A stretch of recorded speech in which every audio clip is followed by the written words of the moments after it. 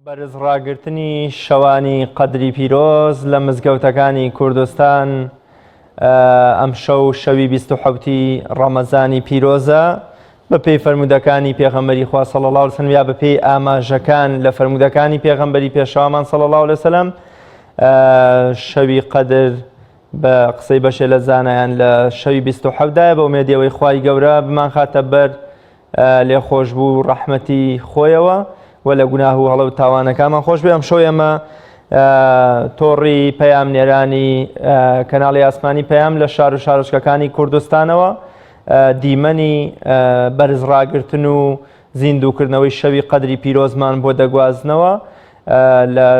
لەو مزگەوتانەی کە خۆیان تێیدا ئامادەن پەیام نێرانمان. ئەم شەو تەواوی ئەو دیمەن و چالاکیانی کە لە شەوانی قەدری پیرۆزدا بەڕێوە دەچێت وە گەرمە و گوڕی و بەدەمەوە هاتنی موسڵمانان بۆ بەرزڕاگرتنی ئەم شەوە پیرۆزە وەکو وێستگەیەکی زۆر گرنگ بۆ بە خۆداچوونەوە و سڕینەوە و لابردنی تەواوی هەڵە و تاوان و کەم و کورتیەکانیان بە ئومێدیەوەی ئێمەش بەشێک بین لەوانەی کە خوای گەورە لە تاوان و هەڵە و کەم و کورتیەکانیان خۆش بێ. دوعای لەشساغی و شفا بۆ تەواوی نەخۆشانەکەین بە تایبەت بە ڕێزێک پێش بەرنامەکە زۆر بەکوڵ داوای ئەوەی کردووە کە خوای گەورە شفای بەخێری بۆ بنێر. ئێمە داواکەین لە شەوی قەدری پیرۆزاوە من لێرەوە داوا لە ئێوە دەکەم بە دڵێکی پڕ لە ئیمانەوە بە دڵێکی پڕ لە خشوعەوە دەستی دوعاتان بۆ لای خوای گەورە بەرز بکەنەوە خوای گەورە شفای هەموو موسڵمانەیەک بدات، خوای گەورە زیندانی هەموو موسڵمانێک ئازاد بکات، خوای گەورە کۆمەڵگەی مرۆڤایەتی و کۆمەڵگەی موسڵمانان لە هەر پەتا و ناخۆشی و بەڵایەک بپارێزێ. ئەگەر پەیامنێرمان ڕامیار عوسمان لە شاری سلێمانیەوە گوێی لە دەنگم بێ ڕاستەوخۆ دەچمە لای ئەو دەبزانم لە شاری سلێمانی لە شارەکەی کاک ئەحمەدی شێخ و عاریفانی ڕاستەقینەوە شەوی قەدر چۆن و لەکەیەوە بەرزڕاگی ڕامیار سڵاوی خوارد لێ بە تاعات و عیبادەتی بەڕێزیشت قبول بێ ئینشاءڵڵا. ماندوو نەبی لە ئەرکەکەت پێم بڵێ ئێستا جەنابەت لە چه مزگەوتێکی و باسی ئامادەیی و ئامادەگی خەڵکم بۆ بکە لە بەرزڕاگرتن و زیندووکردنەوەی شەوی قەدری پیرۆزدا.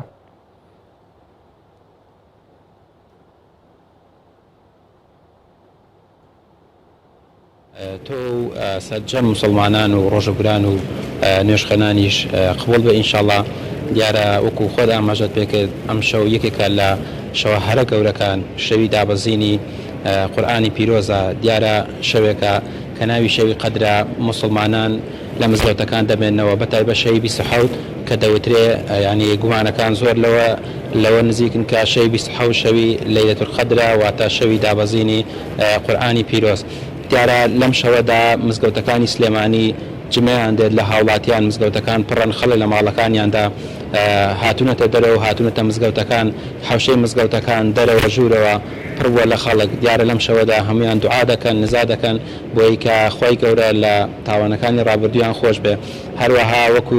زانایان ئاماژەی پێ دەکەن ئەم شەوە خێری 1000 مانگی هەیە واتە تۆ لەم شەوەدا ئەگەر شەوی قەدر بێت خێری 1000 مانگ بۆ کەسە دەنووسێت کە نوێژەکات نوێژی بە کۆمەڵەکات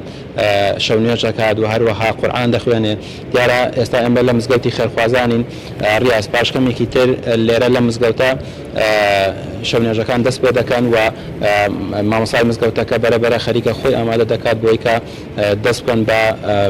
نوێژەکان. دیارە ئێستا ئەو موسڵمانانەی کە لێرن و هاوڵاتیانە دەستیان کردووە بە قورئان خوێندن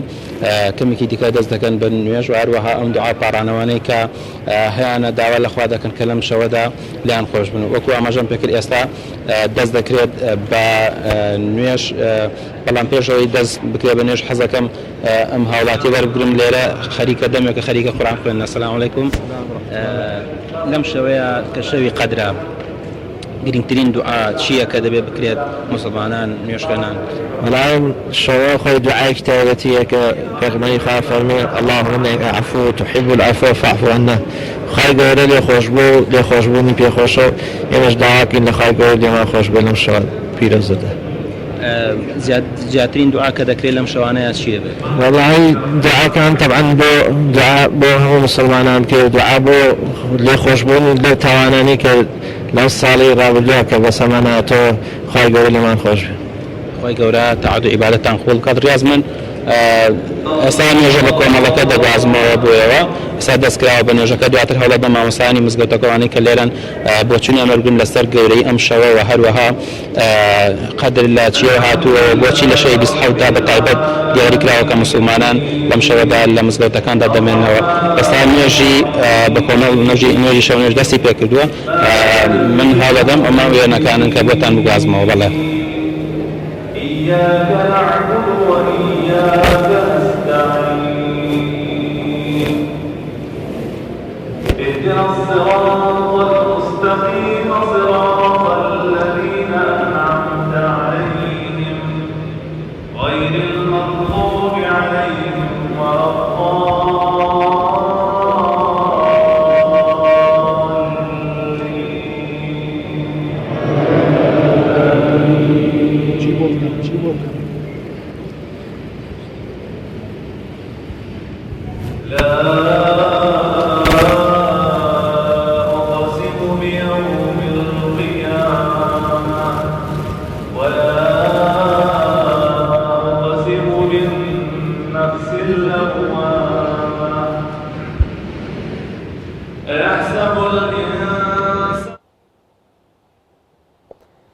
بەڵێ ئەوەی دەیبینن دیمەنی عیبادەت و پەرستش و بەڕێوەچوونی شەوی قەدری پیرۆزە کە ئەم شەو شەوی 27 ڕەمەزانە لە زۆربەی مزگەوتەکانی کوردستانەوە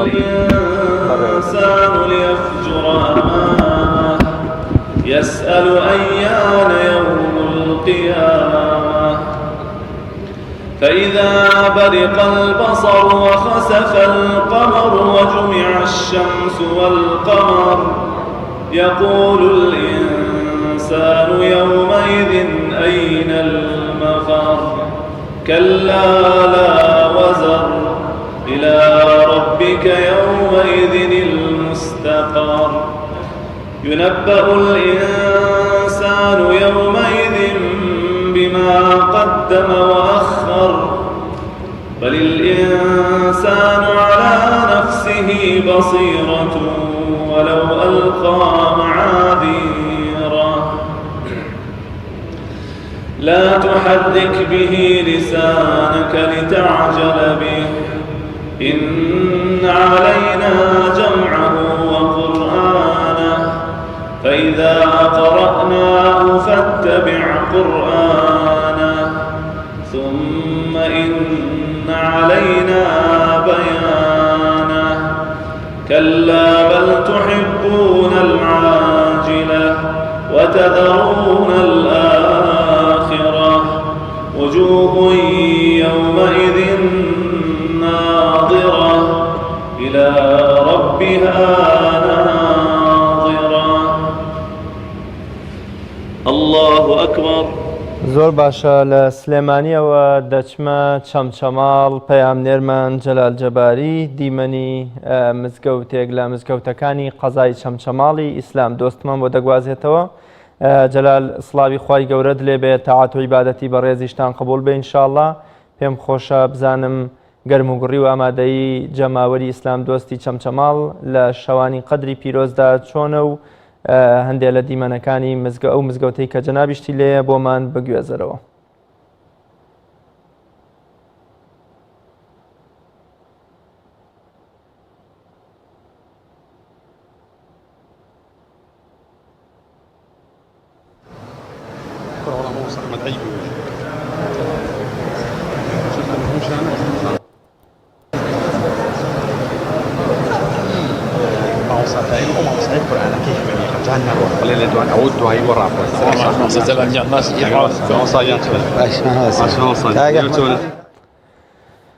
بەڵێ ئەوەی کە دەیبینن دیمەنی بەڕێوەچوون و بەرزڕاگرتنی شەوی قەدری پیرۆزە لە یەکێک لە مزگەوتەکانی قەزای چەمچەماڵ پێم خۆشە پەیامنێرمان کاک جەلال جەباری لەبارەی عیبادەت و چۆنێتی بەرزڕاگرتنی و بەڕێوەچوونی شەوی قەدری پیرۆزەوە قسەمان بۆ بکە بزانم و ڕای چەند هاوڵاتیەکمان بۆ وەربگرێ ئایا ئەم ساڵ بەهۆی ئەوەی کە بەهۆی ڤایرۆسی کۆرۆناوە چەند مانگێک مزگەوتەکان داخران و بەشێکی سەرەتای مانگی پیرۆزی ڕەمەزان خەڵکی نەیانتوانی بەشداری جومعە و جەماعەت و نوێژ و پەرستشەکان بکەن ئایا ئەم بەڵێ کاک جەلال دێمەوە لای جەنابەت پێم خۆشە لەبارەی بڕێوەچوونی شەوانی قەدری پیرۆزەوە قسەم بۆ بکەین.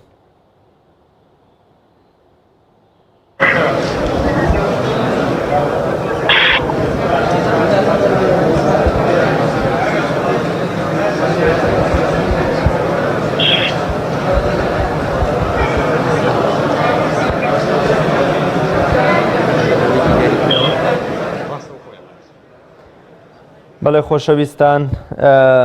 بێگومان شەوی قەدر هەر یەکەمان لە ئاستی خۆیەوە. باشە برام سڵاوتان لێبێ کاک ریاز خوای گەورە نوێژ و ڕۆژ و تاعەتی هەموو لایە قبوڵ کات. ئێسێمە لە مزگەوتی فورقانی لە ناحیەی شۆڕشی سەر بە قەزای چەمچەماڵ دیارە وەک لە پشتی منەوە دیارە ئەگەر کامێرەمانەکەم ئاماژەی پێ بکە لێرە هاوشێوەی مزگەوتەکانی تر لە شار و شارشەکانی هەرێمی کوردستان مسلمانان ڕویان لە مزگەوتەکان کردووە بۆ بەڕێزڕاگرتنی شەوانی قەدر و لێرە نوێژ و بڵین پەرستشەکانیان ئەنجام دەدەن. من گفتوگۆ لەگەڵ بەڕێز مامۆستا عومەر حەمە ڕەشید پێش نوێژ و تارخوێنی مزگەوتی فورقانەکەم لە ناحیەی شۆڕش ماوەساڵیان زۆر سپاس بۆم دەرفەتە. ئەگەر پێم بڵێم دوای ئەوەی بڵین ینی لە پاشکردنەوەی دەرگای مزگەوتەکان لە پاش ڕێکارەکانی خۆپارێزی لە نەخۆشی کۆرۆنا لێرە شەوانە بڵین هەم گەرمگوڕی بە مزگەوتەکەەوە دیارە و پرسە ئایا هەموو شەوێک وایە و تا چەند مسلمانان خۆیان بە زیکر و بە قورئان خوێندنەوە لێرە سەرقاڵ کردووە. سپاس بخوا دەستی جنابتانش خۆشی و بەخێر بێنی یا ڕەبی. وەکو ئەیبینن الحەمدولله وەکو باقی مزگەوتەکانی تری کوردستان مسلمانان بە جۆش و خۆش و جارێکی تر شاد بوونەوە بە مزگەوتەکان و بە ماڵی خوا و دیارە بەشێک لە خۆشی مانگی ڕەمەزانی پیرۆز ئەوەیە کە خەڵک بێتە ناو مزگەوتەکان و نوێژی تەڕاویح و مانەوەی بە تایبەت شەوانی قەدر لە مزگەوتەکانە بەسەر برن کە عادەتی ئەم میلەتە مسلمانە ئەمەیە وەکو باقی عالەمی ئیسلامی کە شەوی ئەخیر بە تایبەت لە مزگەوتەکانە ئەمێننەوە الحەمدولله گەرم و گوڕیەکی زۆر زۆری پێوە دیارە بەڕاستی تاسە و بیرکردنی پێوە دیارە کە ئەو ماوەیە دابڕاون لە مزگەوت هەرچەندە ساڵانی تریش الحەمدولله هەر گەرم و گوڕ بووە بەڵام ئێستا بەهۆی ئەو دابڕانەوە ئەوەندەی تر جۆش و خۆشی بەخشیوە بە دڵی مسلمانان و لەخوا بەزیاد بەوەکو ئەیبینن خەڵکان ئامادەن بە تایبەت لە شەوی 27 ئێمە بە فرسەتمان زانی لەم کاتوشەوە پیرۆزەیە ئیجازەمان بەچەند قوتابیەکی مەدرسەکەماندا کە مەدرسەی فێربوون و لە بەرکردنی قورئانی پیرۆزە چەند براو خوشکێکمان ئیجازەی فێربوونی قیراءەتی ئیمامی عاصیمیان وەرگرتووە ئەم شەو. مزگەوتەکە یاخود تەنها لەم شەوا کە شەوی 27 شەوانی تریش هەر گەرمگوڕی بە مزگەوتەکانەوە دیار بووە. سپاس بخوا بەردەوام هەروایە ئێمە سەرەتا 8 ڕکعات سنەتی تەڕاویح ئەکەین دوای شەو نوێژ لە سەعاتی 12 ئەکەین مسلمانان الحەمدولله ئەوها بە ژمارەیەکی زۆر باش دێن ئەگەڕێنەوە بۆ شەو نوێژ و سپاس بەخوای تەعالا زۆر گەرمگوڕی پێوە دیارە. چەند شەوێکی کەممان ماوە مامۆستا لە مانگی ڕەمەزانی پیرۆز بەرەو کۆتایەکانە چین تا چەند پێویستە مسلمان لەم شەوانەیە هەوڵدا یعنی خۆی زیاتر سەرقاڵ کات چ بە پەرستشەکان بە ئەنجامدانی نوێژ و بۆ ئەوەی ڕەزامەندی خوای گەورە بەدەست بێن وەک معلومی جەنابتە یعنی چێڵە هەر یەک لە ئێمە ڕەنگە لە ساڵی ترا نەگەینەوە بە مانگی ڕەمەزانی جوانە والله ئەبێ ئێمە دەرسی ئەومان وەرگرت بێ لەم نەخۆشی کۆڕۆنا و دابڕان لە مزگەوت و زۆر فرسەت نوێژی جومعە و جەماعەتوانەمان لەدەست چوو بوو نەمانەتوانی بین ئێستا کە خوای تەعالا مۆڵەتی داوین و جارێکی تر گەڕاوینەتەوە و جەنابتە فەرمووی نازانین ئێمە چی کاتێک ئەو فرسەتانە لە دەستمان دەرئەچێ بۆیە ئەشێ ئەم ساڵ لەشمان ساغا شێرنەی و ئارامی لەخوا بەزیاد بێ کێ ئەڵێ ساڵێکی تر بەم شێوەیە ئەتوانین جارێکی تر ڕوو لە مزگەوتەکان کەین بۆیە ئێمە لە کاتی شێرنەیە ئەگەر هەلەکان جوان بقۆزینەوە لەو کاتێک کە عوزرمان هەیە ئینشاءالله خوای گەورە بە تەواوی پاداشتی کاتی شێرنەیی پاداشتمان ئەداتەوە بۆیە ئینشاءالله مسلمانان ئەبێ دڵگەرم بن دڵخۆش بن ئەم کاتی شێرنەی و ئەم فرسەتە گەورە خواییە کە خەڵاتێکە پێشکەشی بەم ئومەتی پێغەمبەری کردووە بە باشی بیقۆزنەوە و عیبادەت و پەرستشی خۆیان بە جوانی ئەنجام بدەن. وەک کۆتا پرسیار هەم ڕێنماییەوە هەم داواکاریەوە چیە لە مسلمانان و نوێژخوێنان بە تایبەتی وەک ئاماژەم پێکردین لەم چەند شەوەکەمەیە و تایبەتی بۆ ڕۆژانی جەژنیش. والله ئامۆژگاریمان ئەوەیە تاپیان ئەکرێ هەم بۆ خودی خۆیان هەوڵ و کۆششی خۆیان بکەن هەم دوعای خێر بۆ مسلمانان و بۆ ئەم میلەت و وڵاتە بکەن و ئەوەنش کە پیان ئەکرێ ڕێکارە تەندروستیەکان هەم پارێزگاری لێ بکەن بە ئومێدی ئەوەی کە خۆی تەعالا لەخوا بەزیاد بێ ئەم نەخۆشی ئاسان کردو لە وڵاتی ئێمەیە لەخوای گەورە بەزیاد بێ زۆر مەترسیدار نەبوو لەسەر وڵاتی ئێمە باخوا نەخواستە لەم ئەخیرەوە جارێکی تر سەر هەڵنەداتەوە و بە شێوازێک نشکێتەوە بەسەرمانە کە دوایی دەسەڵاتی ڕوبەڕووبوونەوەمان نەبێ ئومێد دەکەم ئینشاءالله عاقبەتی هەموو لایە خێر بێ و خوا تاعات لە هەموو لایە قبوڵ بکە. زۆر باشە سپاس بۆ کاکریان هەرچەند من کێشەیەک لە ئیتفۆنەکە هەبوو زۆر جۆم ڕەنگە لە جەنابتان نەبێ بەڵام ئەوە کۆی زانارەکان بوو وەک مامۆستا ئاماژەی پێکرد لە دەشەوی کۆتایی ڕەمەزانە بەتایبەت ئەو گەرمگوڕەی کە لێرە دیارە لە مزگەوتە توان بڵێم لەسەر جەم مزگەوتەکان لە سنووری بەڕێوەبەرایەتی و قافی چەمچەماڵ واتا چ لە سنتەری قەزای چەمچەماڵ چ لە ناحیەکانی دەوروبەری کە مسلمانانەوە لە پشتی منەوە دیارە خۆیان بە ئەنجامدانی نوێژ وە خوێندنی قورآنی پیرۆز بۆ بە ئەنجامدانی پەرشتەکان لێرەوە خۆیان سەرقاڵ کردووە بە هیوای ئەوەی کە ئینشاڵڵا لەم چەند ڕۆژەکە بیماوە لە مانگی پیرۆزی ڕەمەزانە ڕەزامەندی خوای گەورە بەدەست بێنن. بەڵێ زۆر سپاس بۆ پەیامێرمان کاک جەلال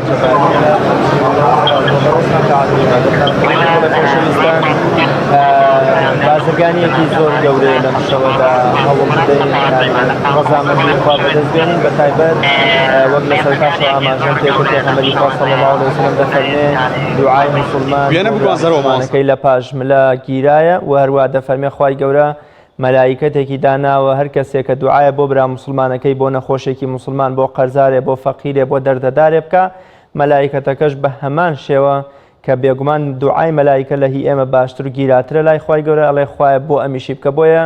وەک لە سەرتاوە ئاماژەم پێکرد چەند کەسێک داوای شیفای خێری نەخۆشیەکەیان کردووە خوای گەورە شیفای خێریان بۆ بنێرێ و لە دەردەداری و نەخۆشی و قەرزاری و نەبوونی و کێشەی خێزانی و کێشەی کۆمەڵایەتی و زۆر شتی دیکە خوای گەورە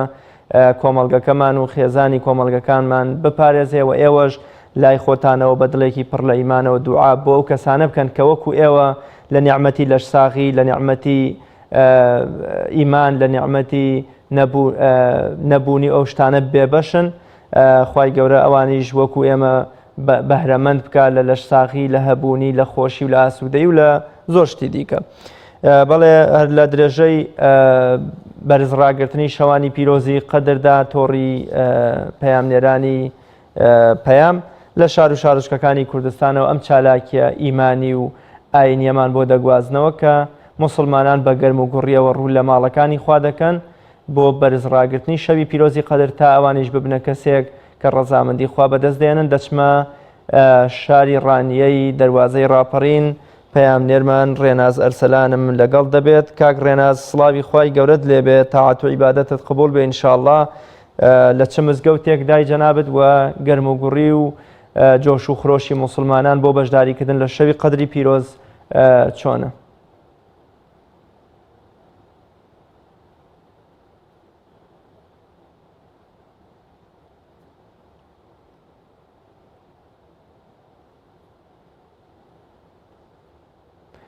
بەڵێ ئەگەر پەیامنێرمان ڕێناز ئەرسەلان ئامادە بێ و گوێی لە دەنگی من بێ پێم خۆشە چالاکیەکانی ڕانیەمان بۆ بگوازێتەوە بەتایبەت لەبارەی شەوی پیرۆزی قەدرەوە کە خوای گەورە لە قورآنی پیرۆزدا بۆی ئاماژە پێکردوین کە عیبادەت و پەرستشکردن تیایدا وە گەشتن بە کرۆکی ئەو شەوە لە 1000 مانگ پاداشت و گەورەی زۆرترە کە ئەکاتە 83 ساڵ کە پێغەمبەری خوا صلی الله علیه وسلم گرنگیەکی تایبەتی بەم شەوە داوە و ڕێنمایی و ئامۆژگاری خێزانی خۆی و ئومەتەکەی کردووە تا وەکو سەرمایەیەکی گرنگ وەکو بازرگانیەکی بەبایەخ بە پیر شەوی پیرۆزی قەدرەوە بچن تا ڕەزامەندی خوا بەدەست بێنن کامەش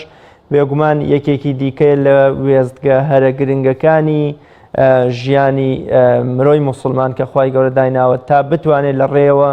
ڕەزامەندی خوا بەدەست بێنێ و ئاشتەواییەک لەگەڵ خوای خۆیدا جەل جەلالوه بهێنێتە دی. پەیامنێرمان بەڵێ کاک ڕێناز ئەرسەلان لەگەڵمان دەبێت لە ڕانیەوە. کاک ڕێناز سڵاوی خوات لێبێت تاعات و عیبادەتت قبول بێ ئینشاءڵڵا لەو شوێنە پیرۆزەشدا دوعا بۆ ئێمە و بۆ هاوکارانمان و بۆ بینەرانی بەڕێزیش دێمە لای بەڕێزت بزانم چۆن ئەم چالاکیە بەرز ڕاگیراوە ئەم شەو.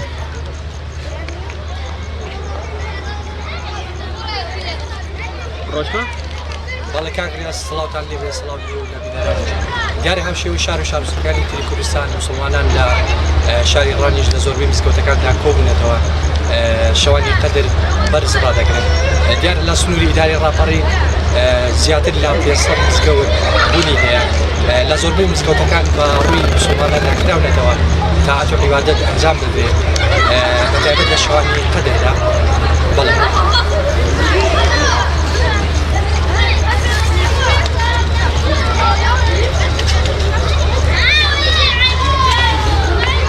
بەڵێ بەردەوام بە کاک ڕێناس مسلمانان لە زۆربەی مزگەوتەکاندا کۆبنێتەوە بەتایبەت ئەو مزگەوتە ئێستا من دەی مزگەوتەکە قەرباڵغی پێوە دیارە مسلمانان لە مزگەوتەکەدا تاعەت و عیبادەت ئەنجام دەدەن بە ئومێدی ئەوەی کە خودای گەورە گوناهەکانیان خۆش بێت و بەشەکانیان لێ قبوڵ بکات. ڕێناسیان ئەگەر لێدوان و سەرنجی چەند کەسێ بەتایبەت کەسێکی بەتەمەنم بۆ وەرگری بزانین ئایا لە ساڵانی ڕابردوودا شەوانی قەدری پیرۆز لە مزگەوتەکانی کوردستانە چۆن بەڕێکراوە و چۆن زیندوو ڕاگیراوە لێدوانی چەند هاوڵاتیەک چەند نوێژخوێن و چەند پەرستشکارێکی نێو مزگەوتم بۆ بگوازیتەوە.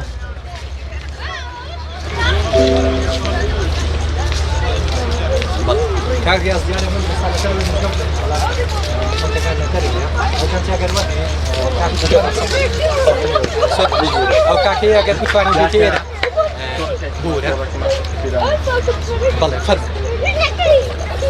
بەڵێ کاکی ژەر بخێر بێت بۆ بورە ئەگەر پێمان بڵێ شەوانی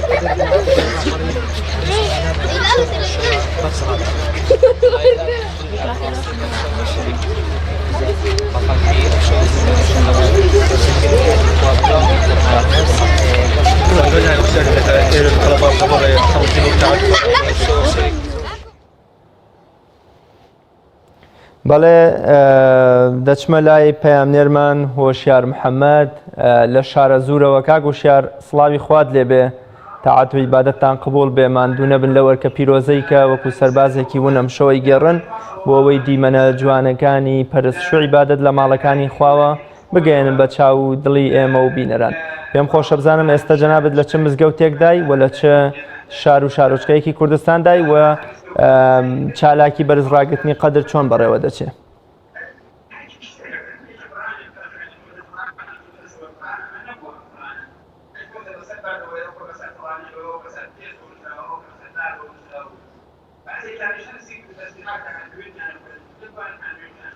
سڵاو لە ئێوە لە بینەرانی کەناڵ ئەسانی پەیام ئێمە وەکو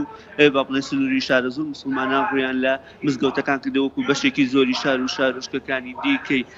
هەرێمی کوردستان. من ئێستا لە بازاڕی سیروانەکان مەشهورە کە خەڵکی مسلمانان ڕویان کردوتە مزگەوتەکان وەکو لەم وێنەکانیشدا دەبینن ژمارەیەکی زۆر لە مسلمانان و نوێژخوێنان ڕویان لە مزگەوتەکان کردووە و ماخوازان بە شێوەیەکی دەوران سەردانی تەواوی مزگەوتەکان دەکەن و با بڵێن بۆ نیو کاتژمێر هەرێکی و بانخوازێک وتار بۆ ئامادە بووان بۆ نوێژخوێنان دەدا و لە هەمان کاتیشدا مسلمانان بەشێکیان بە قورئان خوێندن بەشێکی دیکەشیان بە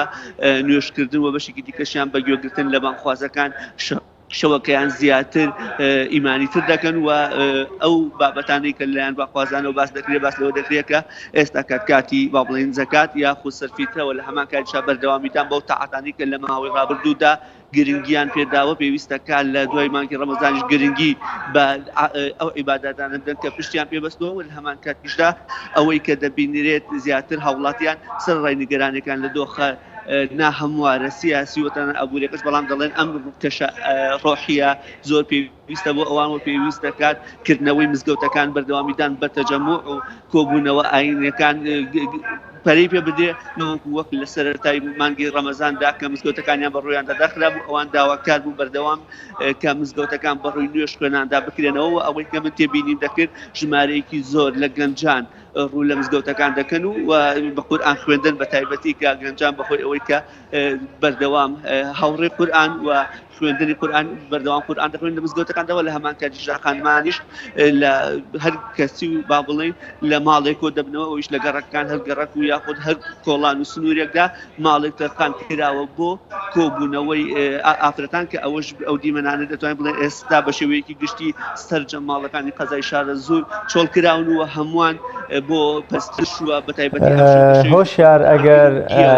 سەرنج و قسەی چەند ئامادەبوویەکی نێو مزگەوتەکەم بە تایبەت ئەگەر پیرەمێردێکی بەتەمەنم بۆ وەربگری لەوەی کە لە ساڵانی ڕابردوودا چۆن شەوانی قەدر لە گوند و لە ناوچە دوورەدەستەکانی کوردستان یا هەر لەو شوێنەی خۆیانە چۆن شەوانی قەدر بەرز ڕاگیراوە سەرنج و هەستی دوو لە ئامادەبووانم بۆ بگوازەرەوە لەبارەی شەوی پیرۆزی قەدرەوە. زۆر باشە ئەگەر من یارمەتی بدەن وەکو گەنجێک وەکو گەنجێک قسەمان بۆ پێگەلا ئاسایی بێت زۆر بەشێکی زۆر لە گەنجا با بڵێ من قسەم لەگەڵا کردوون کە نایانوێ قسە بکەن ئەوەشی کە من هەوڵم داوە لەگەڵیان ئامادە نیە قسەک بەڵام ئەگەر من هەوڵ بدەم قسەمان بۆ بکە.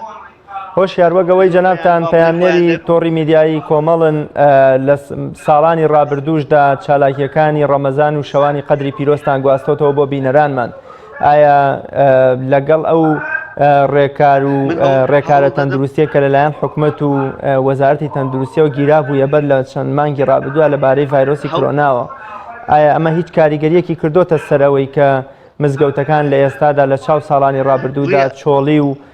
نەئامادەیەکیان پێوە دیار بێ یان بە پێچەوانەوە ئەمە وای کردووە کە ئەگەر لەگەڵ مابیتەوە ڕاست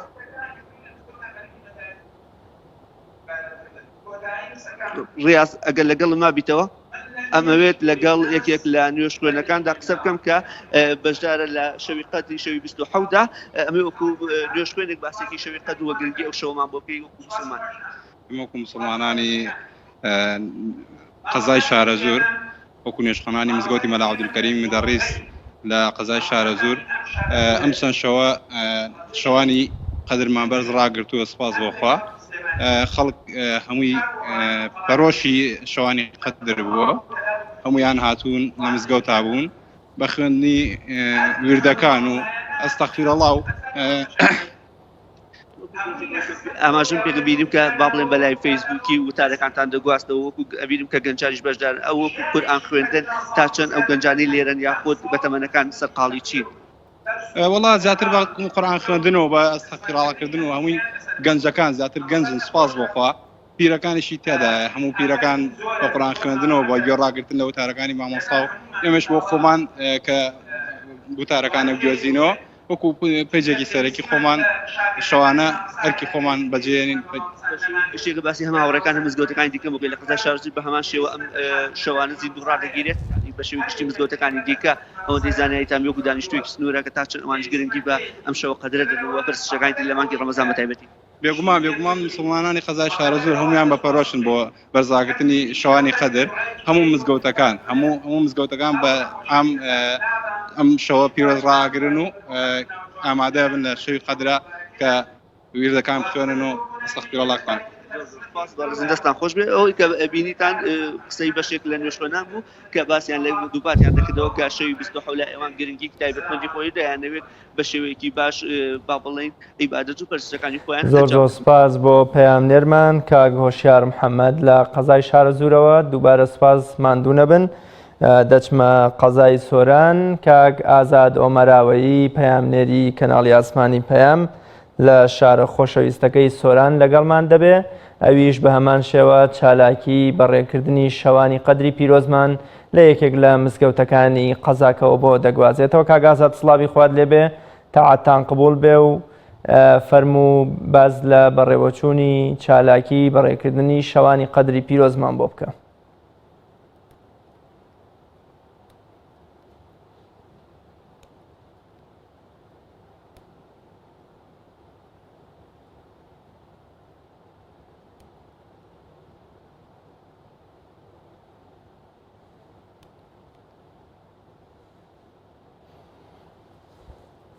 وا دیارە دەنگی پەیامنێرمان کاک ئازاد ئۆمەراوەیی گرفتێکی تێدایە پاشتر دەچمەوە لای تا ئەو چالاکیە ئیمانی و ئاینیەی کە لە کوردستان ساڵانە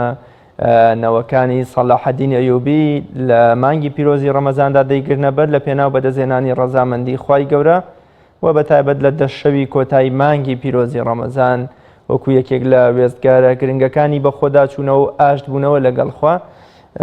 دەیگرنە بەر. بەڵێ کاک ئازاد دێمەوە لای تۆ.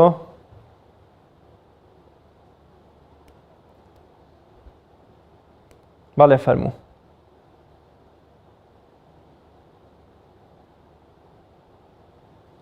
کاکرا سڵاو لە ئێوە و بینەرانی بەڕێز هیچ بێتن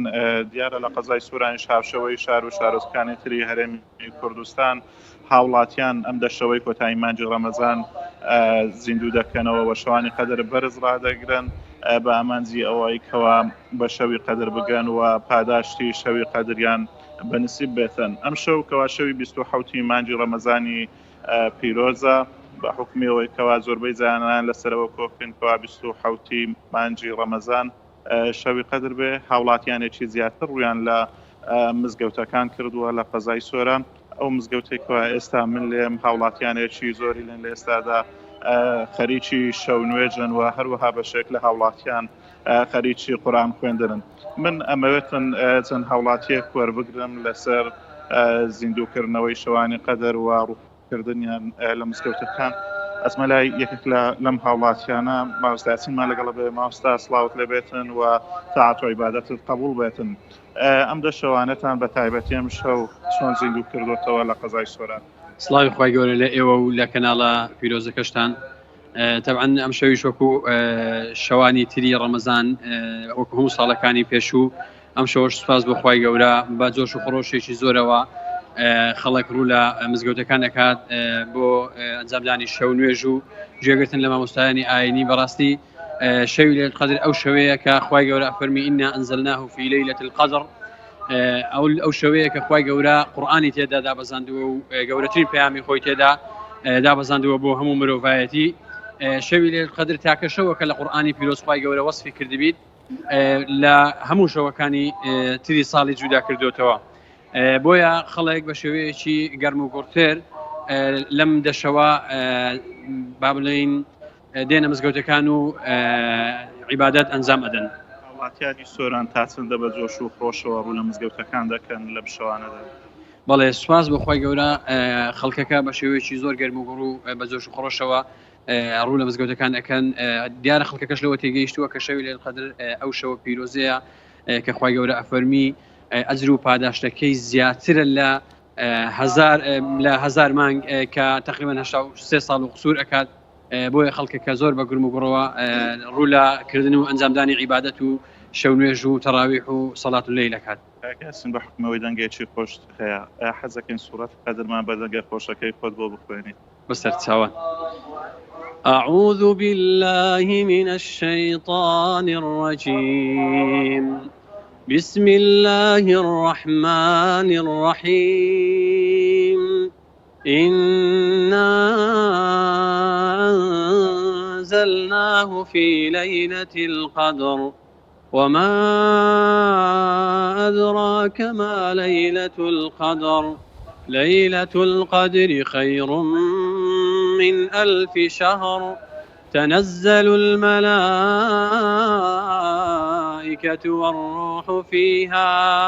والروح فيها بإذن ربهم من كل أمر سلام هي حتى مطلع الفجر گەورە پاداش داتەوە ماستای بەڕێز کاکریا زەگەر دەقەتم پێ بدەی هاوڵاتیەشتری شوەرەگرم سڵاوت لێبێتن شەوانی قەدر چۆن زیندووەکەنەوە سڵای خوای گەورە لە ئێوەی بەڕێزیشە بە خێراتتان دەکەین خوای گەورە پاداشتی بە خێرتان بداتەوە دیارە ئامانز لە دروستبوونی مرۆڤ ئەنجامدانی خواپەرستیە هەروەکو خوای گەورە دەفەرمێت وما خەلەقت الجن والئینس إلا ليعبدون ئێمەش بەمەبەستی زیندووکردنەوەی شەوانی قەدری پیرۆز هەروەکو چۆن پێغەمبەرمان صلی الله عليه وسلم لەم دەشەوانە لە مزگەوت دەمایەوە و خواپەرستی ئەنجامەدا ئێمەش کە خۆمان بە شوێنکەوتی ئەو پێغەمبەرە ئەزانین صلی الله عليه وسلم هەر بەو مەبەستە ڕوومان لە مزگەوتەکان کردووە و ئەو شەوانە زیندوو ئەکەینەوە بە ئەنجامدانی خواپەرستی ڕاستی مرۆڤی مسلمان پێویستە هەموو کاتێک و لە هەموو شوێنێک خواپەرستی ئەنجامدا بەڵام بە تایبەت لەو دەشەوە پیرۆزانەی کە شەوانی قەدرن پێویستە زیاتر خۆمان ماندوو بکەین بە ئەنجامدانی خواپەرستی بە تایبەت قورئان خوێندن ئەنجامدانی شەو نوێژ ذیکر و یادی خوای گەورە ئێمە شەر بۆ ئامانجانی ڕوومان لە مزگەوتەکان کردووە سپاس دەکەین ماسای بەڕێز خوای گەورە تاعات و عیبادەتت قبول کاتن کاکراز من ئەگەرەمەوە لای تۆ دیارە لە ئێستادا نوێژخوێنان سەرقاڵی ئەنجامدانی شەو نوێژن بەو هیوای خوای پەروەردگار شەوی قەدرمان بەنسیب بکاتن و خوای پەروەردگار شەوی قەدر بەنسیب ئێوە و سەرجەم مسلمانانیش بکات زۆر سپاس کاگازاریان تاعاتی و عیبادەتی ئێوەش قبول بێ ماندوو نەبن خوای گەورە پاداشتی بە خێرتان بداتەوە بێگومان بەڕێزان وەکو ئاماژەم پێکرد خوای گەورە منەتگەلێکی زۆری بەسەر ئومەتی پێغەمبەری خوا صلی الله علیه وسلم کردووە هەر ئەوەمان بەسە کە خوای گەورە لە نێو 124,000 پێغەمبەرە صلی الله عليه وسلم پێغەمبەری ئێمەی صلی الله عليه وسلم کردۆتە گەورەترینی پێغەمبەرەکان و لە قورئانیشدا سوێند ئەخوا کە ناردن و ڕەوانەکردنی خودی پێغەمبەر صلی الله عليه وسلم گەورەترین منەتە بەسەر ئومەتەکەی و مرۆڤایەتیە و لەقەد من الله على المؤمنين إذ بعث فيهم رسولا من أنفسهم يتلو عليهم آياته ويزكيهم ويعلمهم الكتاب والحكمة وإن كانوا من قبل لفي ضلال مبين. بێگومان خوای گەورەش لەگەڵەوەدا کە ئەم حورمەت و هەموو ڕێز و خۆشەویستیی بۆ پێغەمبەرەکەی هەبووە صلی الله عليه وسلم دەیان وێزگەشی بۆ ئومەتەکەی داناوە تا لە کاتی هەڵدێران و لە کاتی لاڕێبوون و لە کاتی ئینحراف و ساردبوونەوە و غافڵبوونیان لە زیکر و یادی خوا بگەڕێنەوە و خوای گەورەش لێ خۆشبووی و میهرەبانی خۆی بکا بە نسیبیان. یەکێک لەو وێزگە زۆر گرنگانە مانگی پیرۆزی ڕەمەزانە و یەکێک لە گەوهەر و ئەو دوڕە گرنگانەی کە لە مانگی پیرۆزی ڕەمەزانە یا لە چەقی مانگەکەدا هەن بریتە لە شەوی قەدر. خوای گەورە لە مانگی پیرۆزی ڕەمەزاندا نەمان باتە دەرەوە و ڕەمەزان بەسەرمانە تێپەڕ نەکات تاوەکو وەکو ئەم پەڕەسپیە دڵ و دەروونمان پاک بکاتەوە و قەڵەمی عەفو و لێخۆشبووی خۆی بەسەر تاوانە زۆرەکانمان نابێنێ کە پەڕەی سپی دڵی ئێمەی ڕەش کردوتەوە. بە ئومێدیەوەی ئەم شەوی پیرۆزی قەدر بە نسیبی ئێمە و کەس و کار و بنەماڵە و دۆست و هەموو مسلماناندا قبول بکرێ خوای گەورە ئەم شەوەمان بە نسیب بکات و دوعا و پاڕانەوە و پەرستش و عیبادەت و شەو نوێژ و قورئان خوێندن و قیام و لەیل و سیامەکانمان هەموو لێ قبول بفەرمێ. بێگومان عاریفان و زانایانی گەورەیەم ئومەتەش گرنگیەکی زۆریان بە شەوی پیرۆزی قەدرداوە بۆیە دەبینی لە سەرتاسەری جیهانی ئیسلامیدا بە بایەخەوە سەیری ئەم شەوە دەکرێ و لەگەڵ ئەو هەموو زۆر جار لە وڵاتانی داگیرکەریشدا بەتایبەت ساڵی 2005 لەگەڵ ئەو هەموو هەڕەشە و دڕندەیەی قەوارەی زایۆنی جوولەکە 200,000 کەس لە شەوی قەدری پیرۆزدا لە شاری قودس یەکەمین ڕووگەی موسڵمانان کۆبوونەوە کە ئەمەش جۆرێ لە خەفەت و دڵە ڕاوکێ و ناخۆشی لای گەلی جوولەکە دروست کرد کە لەگەڵ ئەو هەموو ڕێگری و ئەو هەموو توندوتیژەش بەڵام موسڵمانان وەکو پەروانە لە دەوری ماڵەکانی خوا و لە دەوری شەوی پیرۆزی قەدر کۆ دەبنەوە. بۆیە هەوڵ بدەن دقیقە بە دقیقە و سات بە سات و کات بە کاتی ئەم شەوە پیرۆزە لە دەست خۆتان نەدەن وەکو بازرگانیەکی گەورە سەیری بکەن هەر لە ئێستا دەبڕۆ مەسحەفی قورئانە پیرۆزەکەت بێنە دەست نوێژێ بگرە چەند ڕکات نوێژ بۆ خوا ئەنجام بدە سەرت بخەرە سوژدە چونکە خوای گەورە لە قورئانە فەرمێ وەسجود وەقتەریب سوژدە بەرن تا نزیک ببنەوە لە من پێغەمبەری خوا صلی الله عليه وسلم دەفەرمێ نزیکترین شوێنی بەندە لە خواوە بریتە لە سوژدە کاتێکە مرۆڤ سوژدە دەبا بۆ خوا و سەری ئەخاتە سەر زەوی. ئێوەش هەوڵ بدەن بە دوعا بە پاڕانەوە بە گریان بە قورئان خوێندن بە سوژدە بردن بە نوێژ بە زۆر شتی دیکە ڕەزامەندی خوا بەدەست بێنن. باوەڕتان هەبێ ئەمە شەوێکە ڕووناکاییەکی تایەکەوە سەرلەبەری ژیانمان و قەبر و بەرزەخمان و تەنانەت قیامەتیشمان ڕۆشن نەکاتەوە تا هەوڵ بدەین کە لە پردی سیڕادە پەڕینەوە بە زەردەخەنەی پێغەمبەری خوا صلی الله عليه وسلم سەرلەبەری مادوێتی ڕۆژگاری ئەمڕۆمان و ژیانی بەرزەخمان و گەرمی و هاڵاوی جەهەنەممان لەبیر بچێتەوە و بە دەستی مبارەکی پێغەمبەری خوا صلی الله عليه وسلم تێر ئاوی حەوزی کەوسەر بین کە ئیدی هیچ کاتێ نەتینوو دەبینەوە نەماندوو دەبین و ببینە بەندەیەک کەوا پێغەمبەری خوا صلی الله عليه وسلم دڵخۆش بکەین بەوەی کە خوای گەورە و مەلایکەتەکان پێی نەفەرموون ئەی محەممەد صلی الله عليه وسلم لە دوای تۆ ئەمانە لاڕێبوون ئەمانە لایاندا ئەمانە چوونە نێو بەرنامە و ڕێباز و بەرنمەیە کە دژی بەرنمەکەی تۆ بوون ئەمانە دەنگیان بە حیزب گەلێکدا کە شەو و ڕۆژ کاریان بۆ بەلاڕێدابردن یا کاریان بۆ بەرکەنارکردن و پەراوێزخستنی پەیامەکەی تۆدا پێغەمبەری خوش صلی الله عليه وسلم بە دڵی پڕ لە خەمەوە پێمان نەفەرمێ سوحقەن لێمیان دوورخەنەوە و ئێمەش سەرنجام بەرەو دۆزەخێکی ئەبەدی هەنگاو بەیاوین. بۆیە ئێمەم شەو بە دڵێکی پڕ لە ئیمانەوە بە ئومێدێکی زۆرەوە دەستی دوعا و نزا و پاڕانەوەکانمان بۆ لای خوای گەورە بەرزەکەینەوە دەڵێن خوایە ئێمە ئومەتی ئەو پێغەمبەرین صلی الله عليه وسلم کە لە نێو 124,000 پێغەمبەردا ڕێز و حرمەت و شکۆی داوە بەسەر هەمویانە و ئومەتەکەیت کردو بە كنتم خير أمة أخرجت للناس تأمرون بالمعروف وتنهون عن المنكر وتؤمنون بالله وهروها خوايا بەهۆی ئەرە و قورانەی کە ناردوودە بۆ پێغەمبەرەکەمان صلی الله عليه وسلم مانگی ڕەمەزانت لە تەواوی هەموو مانگەکانی تر گەورەتر کردووە شەوی قەدرت لە 364 ڕۆژی تر ڕێز لێگیراوتر و گەورەتر کردووە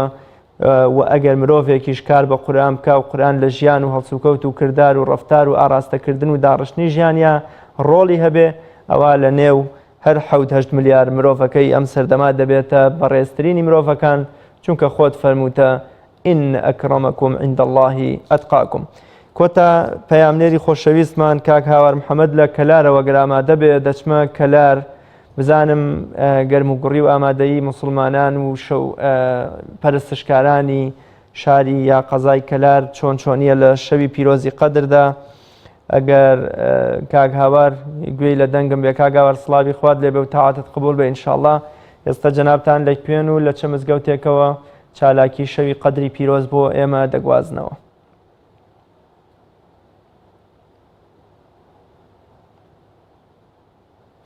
بەڵێ وا دیارە هاوکاران و ئاماژە بۆ دەکەن کە گرفتێک لە پەیوەندیەکەی کاک هاوار محەممەد پەیامنێری پەیام هەیە لە کەلارەوە. بەڵێ خۆشەویستان و ئازیزانم منیش بەم شێوەی کۆتایی بە بەرنامەکەم لەسەر ڕووماڵی تۆڕی پەیامنێرانی پەیامەکەم کۆتایی پێدەهێنم کە ئەم شەو لە شار و شارۆچکەکانی کوردستانەوە چالاکی شەوی قەدریان بۆ گواستینەوە خوای گەورە لە ئێمەش و لە ئەوانیش و لە مسلمانانیشی قبول فەرمێ و دەستی ماندوو نەبوونی هاوکارانم لە پشت کامێرەوە لە کۆنتترۆل دەگوشم و ماندوو نەبن خوای گەورەوانیش پاداشت و عیبادەتێکی زۆریان بۆ بنووسێ کە شەو و ڕۆژ بە تایبەت لە مانگی پیرۆزی ڕەمەزانە ماندوو نەناسانە لە پشت کامێرەوە لە هەوڵی گەیاندنی ئەم پەیامە خوایە و ئەم بانگەوازە پێغەمبەریە دابوون بە دڵ و دەرونی ئێوەی عەزیز و خۆشەویست خوای گەورەش ئەم کەناڵە و تەواوی ئەو کەناڵانش کە کار بۆ بانگەوازی ئیسلامیەکەن هەر بەرقەرار و بەردەوام بکە تا بە گەشتنەوەیەکی تر لاڵقەیەکی تری بەرنمەیەکی تردا بەخوای گەورە مێرەبانتان ئەسپێرم تاعات و عیبادەتتان قبول بێ والسلام عەلەیکم وەڕەحمەت الله وبەرەکات.